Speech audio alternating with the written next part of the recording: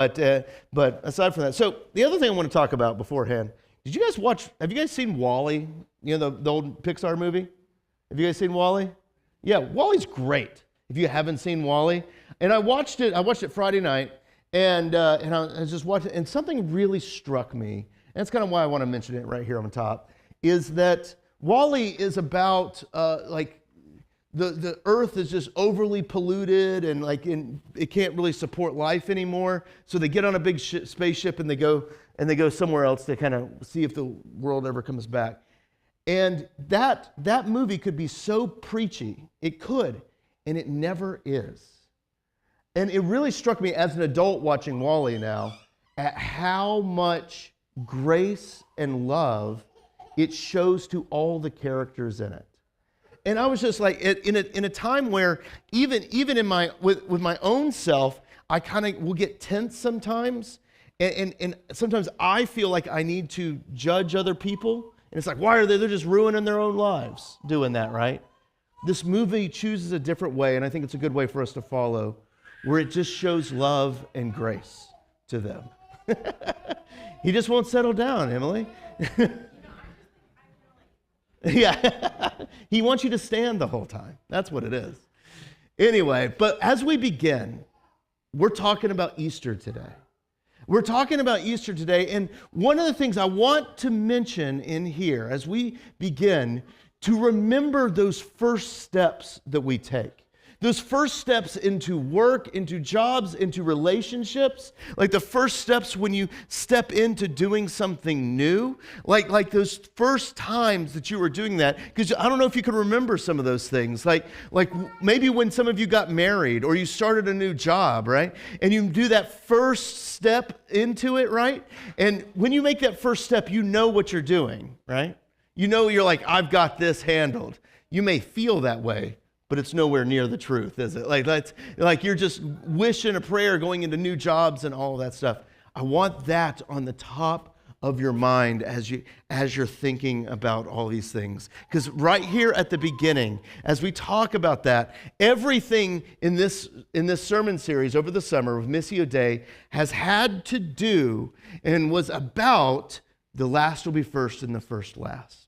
And as we go into Easter in this last week of this series, I want you to see how the Easter story does this. So let's actually go back to the beginning of the Easter narrative right here. So Matthew chapter 28. So after the Sabbath, remember that was Saturday, you gotta remember. At the dawn of the first day of the week, Mary Magdalene and the other Mary went to look at the tomb. And there was a violent earthquake, because an angel of the Lord came down from heaven and going to the tomb, rolled back the stone and sat on it. That's quite the image, right? Like, is it like cross-legged, like, hey guys? You know, like, sorry about causing all the violent earthquake and because it really freaked out the soldiers, right? Like that because that angel was the appearance of lightning, clothes white as snow. Those guards, they saw it and they went into shock, right, at what they saw. And then we get to the heart of the story. And the angel said to the woman, and remember who was there? Remember the first verse? Mary and Mary Magdalene. Mary Magdalene. Mary Magdalene's an interesting character in this. Because no matter what you know about Mary, like she's got kind of a fraught history. Even in Luke chapter 8, she is filled with demons, right? She's not the most kept together and put together, and she's kind of a controversial person in history. And the angel looked to Mary Magdalene and the other Mary and says, "Do not be afraid. I know why you're here. You are here looking for the tomb of Jesus who was crucified. I know why you're here. You're here because he was ripped from you. He was ripped from your grasp. He was taken away from you too early, right? I know that's why you're here, and you're here just to cry and grieve." That's such a real moment. That when we have faced times in our own lives where something has died, a loved one has died, or a career has died, use of your shoulder has died, And you go to the tomb of that resting place and you just grieve and cry, right? And in that moment you feel last. Yet the angel goes, he is not here. He is risen. He is risen. You guys knew it was coming. I'm glad about that. I'm glad about that. So like that's the big game we play on Easter around here. So like that he is, we won't do it again, but he is risen. And he's risen indeed. All right, yeah. And just as he said, come and see the place where he laid. The fact that Mary Magdalene is there is fascinating because she's bringing all of her last feelings and her lastness to the midst of that grave. She's bringing all that angst and hurt and pain into that story, right? Into that, she just wants to cry. And it just makes me feel like about all those times that I have experienced that myself. The experience when I have felt ostracized and put out, when I have not been able to live up to the standards. Because women had a lot to live up to back then. Like, they treated women different back then than they treat us. Like, we know this because yes, Mary Magdalene had a history, but just women in general, like, if women didn't have a social safety net around them, if they didn't have family, if they didn't have sons, if they didn't have any of this, if they lost it all, then a lot of women's only choice was to sell themselves.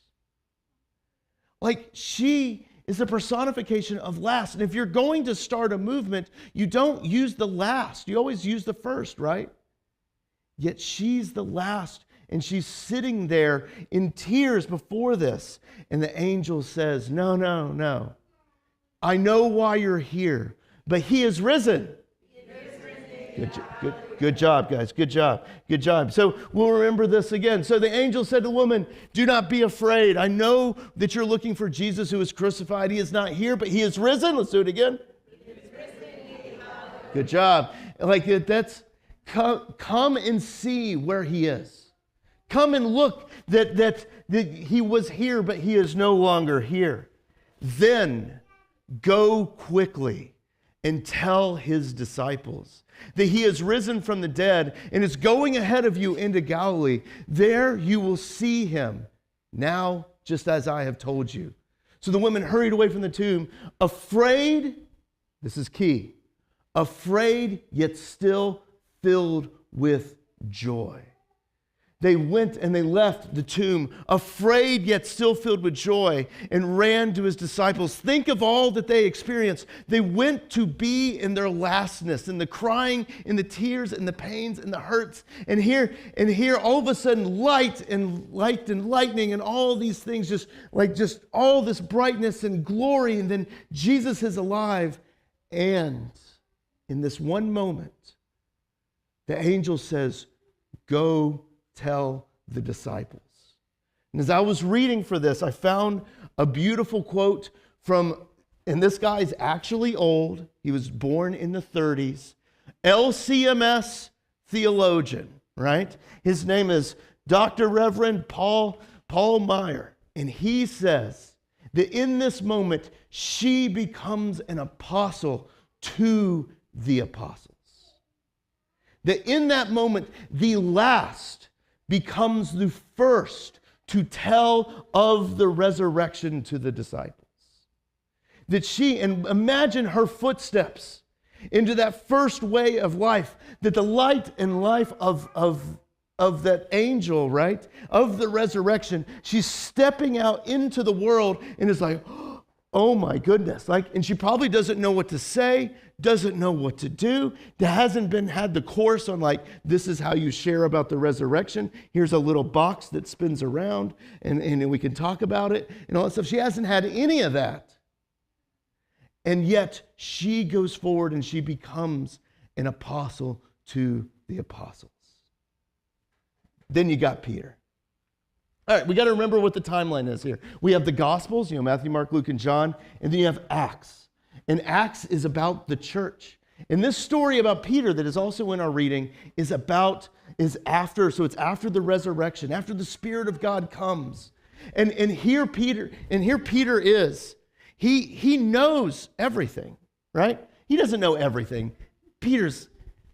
A lot of times he's not so much of a dummy. I really like Peter. I see myself a lot in Peter. Because Peter has a problem where he puts his foot in his mouth a lot. That never happens to me, though. Like, that's silver tongue Escher is what they call me.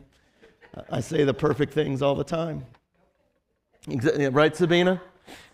And so Peter, like, he's a good Jewish boy, though. He knows exactly who's in and out.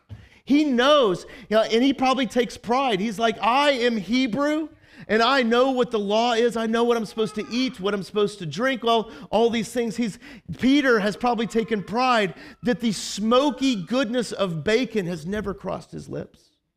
He probably takes pride that he has never gotten the full experience of a pulled pork sandwich. Right?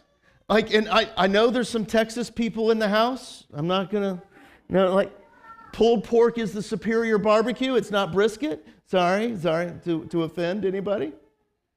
But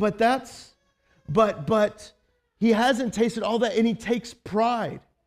But he also takes pride that he knows in the scriptures who's in and who's out. That his people, the Hebrew people, are lifted a little higher than everyone else. That God loves them more. Sure, he loves the Gentiles. After all, he gave them a court around the temple. Like, congratulations, guys. Like that's over there. But his heart is really for them. And he knows all of this until he has a dream. And he has this dream, and in this dream, this is a photograph of the dream. The world was in black and white back then, just so that you guys know. But this is a photograph of the dream, and God brings down this sheet, and it's got bacon and ham.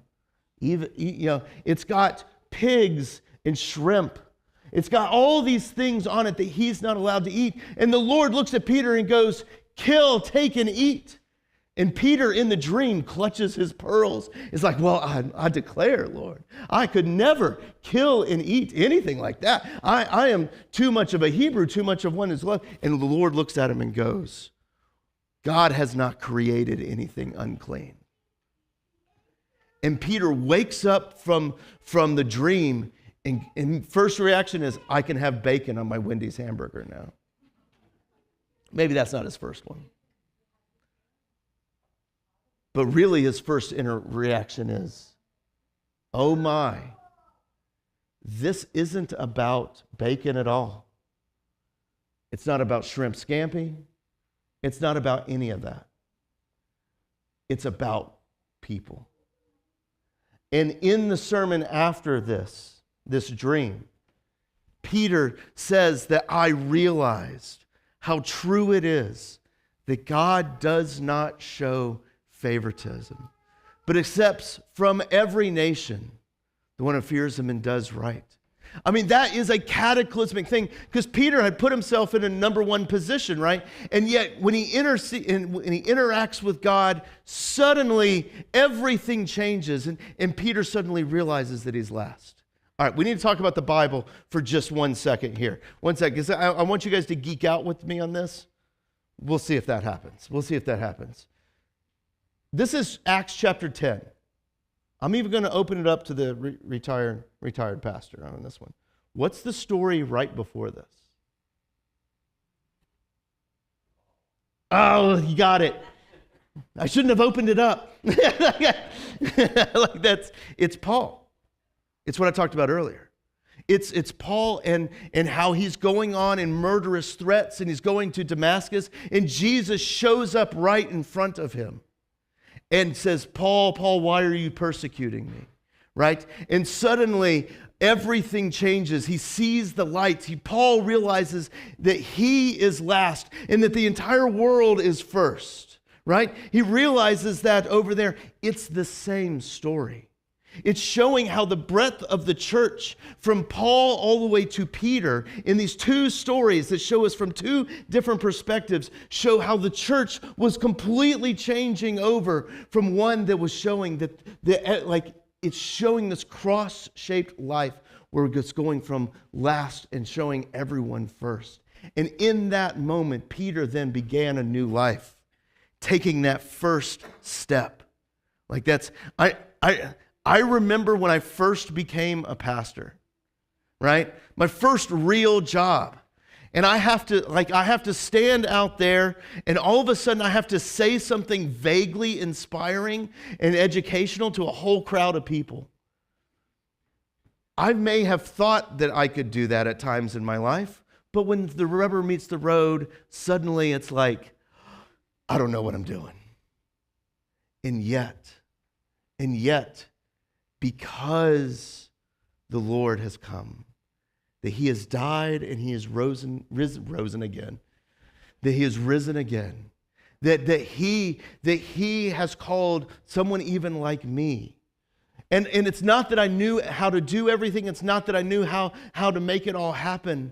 But just like Peter and just like Mary, when we stepped into that newness of light, it's like the light was just blinding us, looking down on us, right? It's like the light was lighting up the path in front of us. And even though we're not ready and we're not prepared and we don't know what's happening, yet God was still calling us. Just imagine Mary going up to the disciples, trying to figure out what to say, and yet she was the first one to say, he is risen. He is risen indeed. Good job, guys. She was the first one to say that. And I'm going to close with it because there's a beautiful picture of this. You guys need to watch WALL-E, all right? You need to watch WALL-E. Because at the end of the movie, they come back. They come back to it, and the earth is still hazy, and everything's destroyed, and all that. And they come down, and they land in the plane, and their spaceship, and they get out. And this is the pictures of them when they get out, and like the bays open, and it's like the light is just too bright for them as they come in, and they're so excited. They're so excited because it's brimming with so much potential. It's like there's the resurrection of Jesus has just opened up the entire world, that there's no more favoritism, that it's all first. And then the movie, they're excited because they can plant tomato plants. They can plant all these different plants. And one of the quotes in the movie is that they can even plant pizza plants. And won't that be exciting? These people don't know anything. And yet, they take the first steps into the light in bringing hope and love from the cross to the resurrection to so many people. And my hope, and as we close this sermon series here, my hope and prayer for each one of you is that you see that it's not about how prepared that you are, but it's taking those first steps with Mary into that new world, taking those first steps with Peter, even when he puts his foot in his mouth, that the Lord uses those things to bring good news out of your lips and your actions to all those around you. So may all of that be blessed. And I think that's good news. And we'll end right there. Let's say a prayer. Jesus, we thank you that you love us and that you have come to us, those of us that even consider ourselves last, to be the first to go into the good news, the first to express that good news to so many people. Thank you, Jesus, for loving us to the very end. Amen. So thank you for being here, for supporting the ministry here.